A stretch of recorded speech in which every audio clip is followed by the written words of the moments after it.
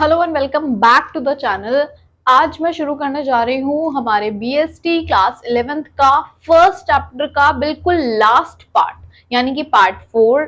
मैंने पिछली वीडियो में आपको बताया था कि business risk is one of the most important element of any business. तो उसी के ऊपर ये पूरा लेक्चर रहेगा। बिजनेस रिस्क क्या होता है, कितने तरह का होता है, क्या उसका नेचर है और क्या उसके कॉजेज हैं, ये चारों चीजें हम एक सिंगल वीडियो में कवर करने जा रहे हैं। तो सबसे पहले बात करते हैं रिस्क होता क्या है। Risk refers to the possibility of inadequate profit और इवन लॉसेस। मतलब पॉसिबिलिटी है कि मैं बिजनेस स्टार्ट कर रही हूं और उसके अंदर मैंने कुछ पैसा लगाया है, तो जरूरी नहीं है वो पैसा जो है मुझे प्रॉफिट ही कमा कर देगा। हो सकता है प्रॉफिट हो सकता है ना हो, और हो सकता है पैसा भी बर्बाद हो जाए, लॉस में चले जाए।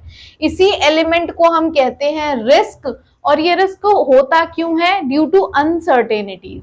मतलब कि कुछ भी बिजनेस में सर्टेन नहीं है। मैं एक दुकान डाल के बैठी हूँ, 10 लाख रुपए मैंने इन्वेस्ट कर दिए, बिल्कुल सेंटर मार्केट में मैंने दुकान ली है, बहुत सारा स्टॉक मैंने रख लिया, लेकिन कस्टमर मुझसे सामान ही नहीं खरीद रहे हैं। जितना मैंने स्टॉक रखा हुआ है वो सब खराब हुए जा रहा है। हो सकता है वो पेरिशेबल हो सकता है नॉन पेरिशेबल हो, लेकिन वो नहीं बिक रहा और मुझे उस रेंट से बहुत ज्यादा जो हो रहा है नुकसान देना पड़ रहा है। उस दुकान पे मुझे बहुत सारे एक्सपेंसेस देने पड़ रहे हैं, एम्प्लॉय रख लिया, सैलरी देनी पड़ रही है, कुछ भी मेरे हाथ में नहीं आ पा रहा।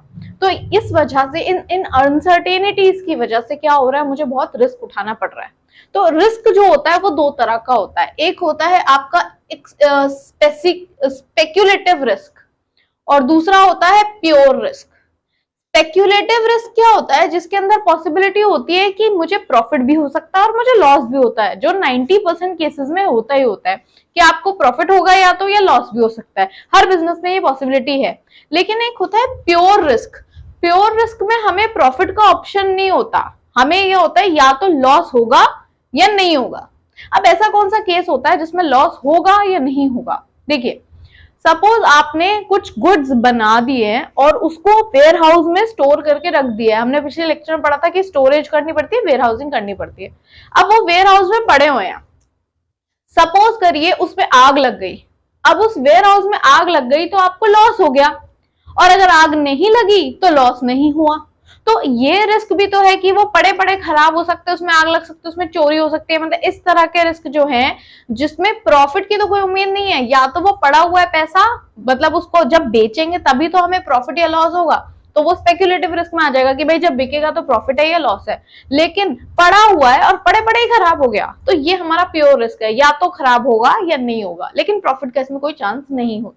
ठीक है, अब हम बात करेंगे कि नेचर ऑफ रिस्क क्या होता है। नेचर यानी कि रिस्क के भी कुछ ऐसे पॉइंट्स होते हैं जो उसकी कैरेक्टरिस्टिक्स बताते हैं। सबसे पहला point, risk arises due to uncertainty. Uncertainty का मतलब कि कुछ भी फ्यूचर में हम प्रिडिक्ट नहीं कर सकते, कि गारंटी दे रहा हूं, जैसे कि मैच है तो हम गारंटी नहीं कर सकते कि भैया कौन सी टीम जीतेगी।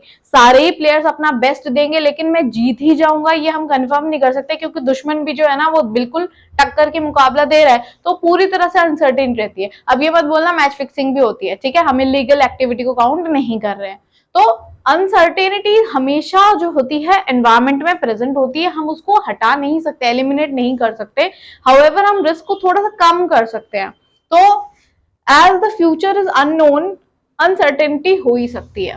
क्या एग्जांपल्स हो सकते हैं? जैसे कि एकदम से डिमांड चेंज हो गई आपके बिजनेस की, है ना, आपने जो है कि कोई स्पेसिफिक चीज का बिजनेस खोला है, लेट्स से आपने कोई एक टेक्नोलॉजी का बिजनेस खोला है, आपने म्यूजिक सिस्टम डाल दिए, एकदम से टेक्नोलॉजी अपग्रेड हो गई और फिर क्या हुआ, लोग जो है अपग्रेडेड टेक्नोलॉजी खरीदने लग गए, है ना, तो आपका बिजनेस जो है कहीं ना कहीं डल हो जाएगा। जैसे पहले क्या होता है, डेस्कटॉप बहुत बिकते थे, अब कोई नहीं खरीदता, टेक्नोलॉजी चेंज हो गई, डिमांड चेंज हो गई, अब सब लैपटॉप्स पे आ गए हैं, लैपटॉप से भी अब लोग जो है मिनी बुक्स में आने शुरू हो गए हैं। ठीक है, तो इस तरह की चीजों की वजह से जब डिमांड बफर कर जाती है तो उसको हम क्या बोलते हैं, अनसर्टेनिटी। हमें नहीं पता इन फ्यूचर क्या हो जाए, तो ये जो है रिस्क का एक बहुत इंपॉर्टेंट एलिमेंट रहता है। दूसरा नेचर क्या है, risk is an essential part of the business. Risk essential part क्यों है? क्योंकि बिना रिस्क के बिजनेस का नाम ही नहीं है। बिजनेस है तो रिस्क है। तो रिस्क मैंने जैसे बताया, इट कैन बी रिड्यूस्ड। हम इंश्योरेंस ले लेते हैं, हम प्रिडिक्शंस कर लेते हैं, हम सेल्स फोरकास्टिंग करते हैं, रिसर्च एंड डेवलपमेंट करते हैं, लेकिन आप कहो बिल्कुल जीरो रिस्क हो जाए कि भाई मेरा पैसा प्रॉफिट ही प्रॉफिट में आए, it is not possible. So it can not be eliminated, it can be reduce but it can not be eliminated. Eliminate मतलब हटा नहीं सकते हैं। तीसरा हमारा रिस्क है, degree of risk depends upon the nature and size of business. अब आपका रिस्क जो है, कितना ज्यादा आप रिस्क ले रहे हो या कितना कम ले रहे हो, ये आपके हाथ में है। सपोज आपने बिजनेस में सीधा 1 करोड़ इन्वेस्ट कर दिया, तो 1 करोड़ इन्वेस्ट कर दिया तो आप एक बड़े स्केल पे बिजनेस कर रहे हो। सीधा अगर आपको लॉस होगा तो बहुत ज्यादा गिरोगे। हाँ, अगर आप सोचो कि ज्यादा बड़ा नहीं, मैं 1 लाख रुपए लगा के बिजनेस शुरू करता हूँ, चल गया तो चल गया, नहीं तो 1 ही लाख रुपए खराब होंगे, तो यहाँ आपने रिस्क कम लिया है। तो जितना बड़ा बिजनेस, लार्ज स्केल का बिजनेस ज्यादा होगा, लार्ज स्केल का रिस्क ज्यादा होगा, large scale business bears greater risk than small scale business, right. और चौथा जो है, हम रिस्क लेते क्यों हैं? क्यों लेते हैं हम रिस्क? हम प्रॉफिट कमाने के लिए रिस्क लेते हैं। तो profit is the reward of business risk. A businessman bears risk for profit. No risk, no profit. Higher risk, higher gain. तो ये तो कहावत है भाई, जितना चक्कर डालोगे उतना मीठा ज्यादा होगा, जितना रिस्क लोगे उतना प्रॉफिट ज्यादा होगा, है ना। बिजनेस चलता ही रिस्क के बेसिस पे है। हाँ, बाकी भी चीजें हैं, but risk is one of the main element. ये है रिस्क के कुछ नेचर। अब हम बात करेंगे कि रिस्क होता ही क्यों है, what are the reasons of risk. Risk बहुत तरह के होते हैं। सबसे पहला है आपका नेचुरल कॉज। नेचुरल कॉज अपने आप में इंडिपेंडेंट फैक्टर होता है, इसमें ह्यूमन का कोई भी रोल नहीं होता। हम कितनी ही बारीकियत से चल ले, कितना ही हम हर चीज को ध्यान रख के कर ले कि ये भी नहीं होना चाहिए, ये भी नहीं होना चाहिए, हर चीज के लिए एकदम हमने परफेक्शन कर रखा है, वी आर परफेक्शनिस्ट, लेकिन फिर भी एकदम से क्या हुआ, अब जैसे कि कोविड आ गया सडनली, है ना, तो हमने क्या क्या सोच रखा था, ये करेंगे वो करेंगे, 2 साल घर पे बैठ गए, कुछ नहीं कर सकते, हाथ पैर एकदम ठंडे पड़ गए, सब कुछ एकदम हो गया। इस वक्त तो ये हो रहा था कि बस जान बच जाए। तो ऐसे सिचुएशंस हो जाते हैं जो नेचुरल कैलामिटी है वो हम अवॉइड नहीं कर सकते हैं, राइट। तो ये है आपका नेचुरल कैलामिटी, लाइक फ्लड हो गया, अर्थक्वेक हो गया, ड्रॉट हो गया, फेमाइन आ गया। फेमाइन आई होप आपको पता है, अकाल पड़ जाता है, उसको फेमाइन कहते हैं, है ना। तो ये सब नेचुरल कैलामिटी है, इसको हम अवॉइड नहीं कर सकते। दूसरे आपका कॉजेज है ह्यूमन कॉजेज। ह्यूमन कॉजेज में आता है जो ह्यूमन एरर की वजह से होता है।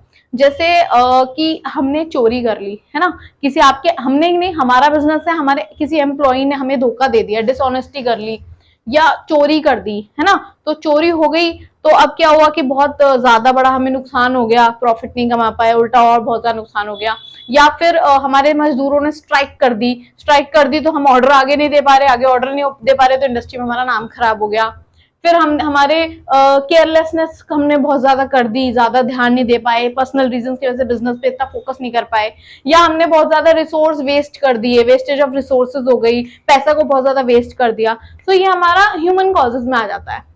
फिर हमारी आती है तीसरा रीजन, वो होता है इकोनॉमिक कॉजेज। इकोनॉमिक मतलब कि इकोनॉमी में कंट्री वाइज कुछ चेंजेस हो गए हैं जिसको हम नहीं, हम इंडिविजुअल बंदे हैं, हम अपना बिजनेस चला सकते हैं। अब कंट्री में क्या हो रहा है वो हमारे हाथ में नहीं है, गवर्नमेंट क्या कर रही है, पब्लिक क्या कर रही है, ट्रेंड मार्केट कैसे चेंज कर रहा है, ये हमारे हाथ में नहीं है। जैसे कि चेंज इन डिमांड, मैंने आपको बताया, कंपटीटर्स बहुत ज्यादा आ गए, हमने जिस चीज का बिजनेस खोला और 10 और खोल के बैठ गए, हमारा बिजनेस जो है वो मतलब cut to cut through competition आ गया, हम प्रॉफिट कमा ही नहीं पा रहे, नो प्रॉफिट नो लॉस पे चल रहे हैं, क्योंकि हमने जो रेट रखा है वो और गिराया जा रहा है, तो वो गिराया तो कस्टमर वहां चले गए, तो ये चीजें हो जाती है। फिर आपका टैक्स रेट गवर्नमेंट ने बढ़ा दिया, घटा दिया, जैसे अभी पीछे लेदर के ऊपर बहुत ज्यादा टैक्स बढ़ा दिया था, तो जो लेदर के बिजनेसमैन थे उनको काफी दिक्कतें आ रही थी, है ना, क्योंकि उनका जो टैक्स अगर बढ़ गया है तो मेजॉरिटी चीजें जो है वो टैक्स प्रॉफिट जो है टैक्स में चला जाता था।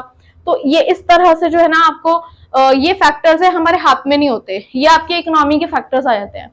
फिर होते हैं कुछ अदर फैक्टर्स, जैसे पॉलिटिकल इंस्टेबिलिटी हो गई, जैसे अभी रिसेंटली हमने देखा अफगानिस्तान के अंदर क्या हुआ, तालिबान ने अटैक कर लिया, तो हुआ क्या कि वहां के बिजनेसमैन ट्रेडर्स वगैरह को काफी इंपैक्ट पड़ा, पॉलिटिकली उनकी जो गवर्नमेंट गिर गई, तो अनस्टेबिलिटी की वजह से जो है बिजनेस काफी तरह से बर्बाद भी हो गए, काफी प्रॉफिट भी कम हो गया। तो इस तरह से जब गवर्नमेंट बदलती है, अमेरिका में इलेक्शंस हुए, गवर्नमेंट बदली, काफी सारे डिसीजंस बदल गए, है ना, पीछे ट्रम्प की थी, फिर जो बिडेन की सरकार आ गई। तो इस तरह से जब गवर्नमेंट बदलती है ना, तो गवर्नमेंट अपने साथ साथ अपनी पॉलिसियां भी बदलती है। तो अगर आपका बिजनेस जिस इंडस्ट्री का आता है उस इंडस्ट्री रिलेटेड पॉलिसी बदल गई, तो फिर आपके बिजनेस पे इंपैक्ट डेफिनेटली होगा। आप कितना ही सतर्क होकर चल लो, आपका बिजनेस कहीं ना कहीं इंपैक्ट करेगा। हो सकता है अच्छा, हो सकता है बुरा। तो ये जरूरी नहीं है कि अच्छा ही बुरा ही हो, हमें नेगेटिव ही हो, हमें पॉजिटिव इंपैक्ट पड़ सकता है ना। उसके बाद मैकेनिकल फेलियर हो सकता है। मैकेनिकल मतलब कि मशीन खराब हो गई, स्ट्राइक्स हो गई, या मतलब कुछ ऐसा काम हो गया जो आपका मशीनरी या इक्विपमेंट से रिलेटेड था,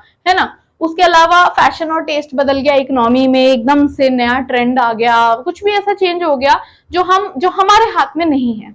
तो ये था पूरा का पूरा बिजनेस रिस्क। इससे रिलेटेड कोई भी क्वेश्चन जो है इस टॉपिक में जितना मैंने कराया इससे ऊपर नहीं आएगा।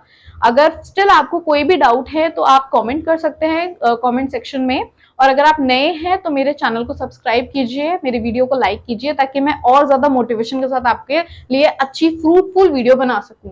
तो आज के लिए थैंक यू।